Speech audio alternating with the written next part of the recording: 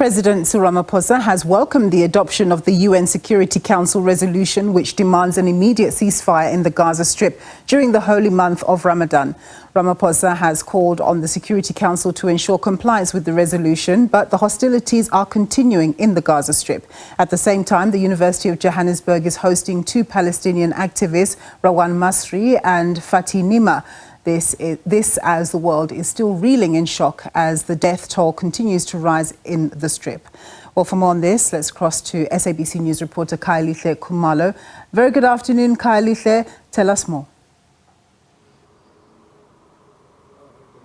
Well, that's right, Nimer. It is a turning point globally, especially in light of that UN Security Council resolution that was adopted yesterday. And recently, like you just said, South African President Cyril Ramaphosa throwing his weight behind the resolution, talking about, the ceasefire, the immediate ceasefire, but also the unconditional release of the hostages. So Rawan joins us now here at UJ. So Rawan, thank you so much indeed.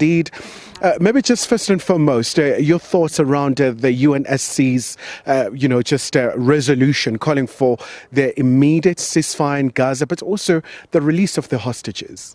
Yes, so I think it's quite absurd for the U.S. through multiple spokespeople to sort of unilaterally decide that it's not binding. It is binding. It is supposed to be binding. But this is part of a larger pattern of making a mockery of international law, of all supposed human rights norms, of all acceptable red lines. This has all been really thrown under the bus, frankly, to continue this horrific onslaught of Gaza, what we know to be an ongoing genocide. And I think that Hamas has been offering to do a prisoner exchange for quite some time. It's remained consistent.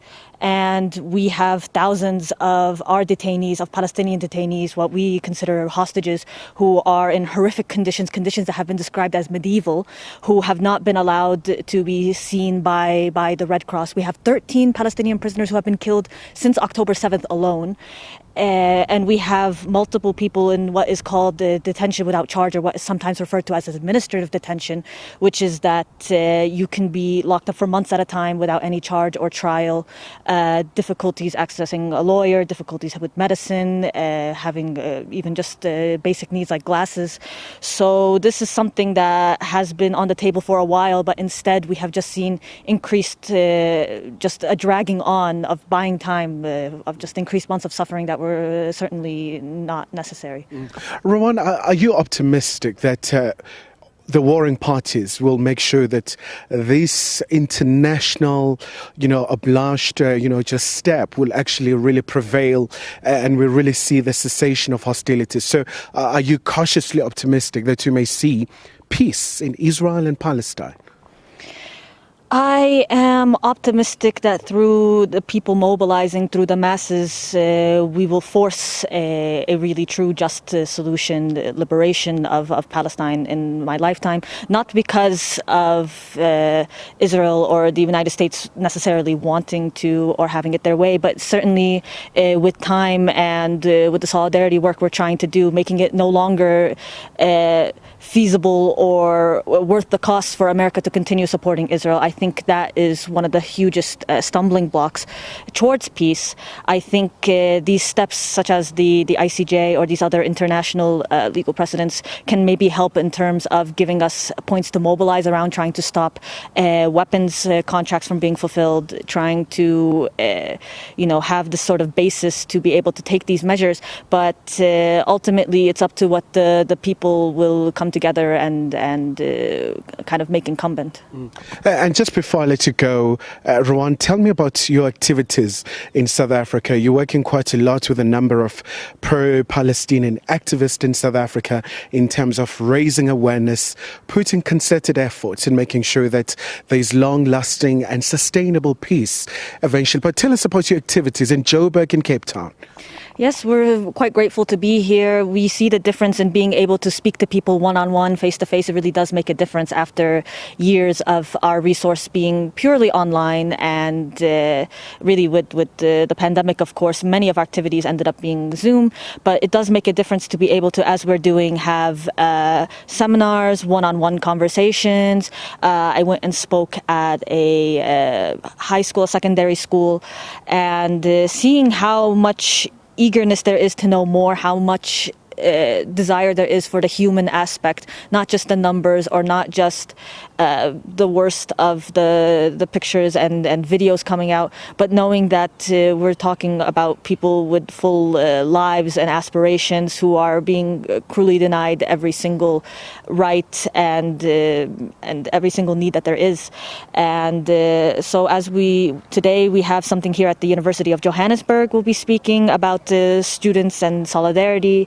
Over the next coming days, we'll be more into Cape Town, having more opportunity to speak to people. And so we're very fortunate to be here and to have the support of our South African comrades here in making this possible. And just final one. How's the situation in Gaza? I mean, briefly, we always see about the horrendous, shocking images, the children dying and so many vulnerable people dying. But a snapshot really of what's happening there. It's the apocalypse. There's no other way. It's the end of the world. When I was writing something about greenwashing, about environmental causes, you realize that in Gaza, all these other things, these things that we're supposed to be caring about with climate change, so much of mobilization that's happening around the world. What's happening in Gaza is there are thousands of bodies under rubble decomposing, and not only the psychological trauma this inflicts on people, but the health risks. We're seeing that the U.S., through U.S. weaponry, the munitions that have been dropped are obviously, besides causing the air to be very difficult to breathe, contributing to greenhouse emissions. All this is the environmental side, but on the human cost, we have over 13,000 children at least who are killed.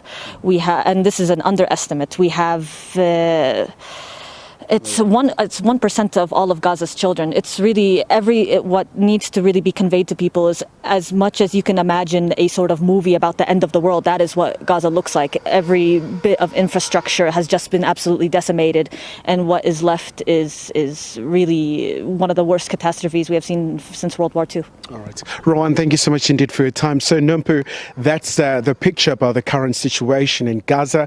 And obviously, countries like South Africa, they've been very vocal about the atrocities, going as far as approaching the International Court of Justice. So we will really just remain here in Joburg for this gathering. But with that, back to you in studio. Thanks very much, my colleague there, Khayelihle Khumalo.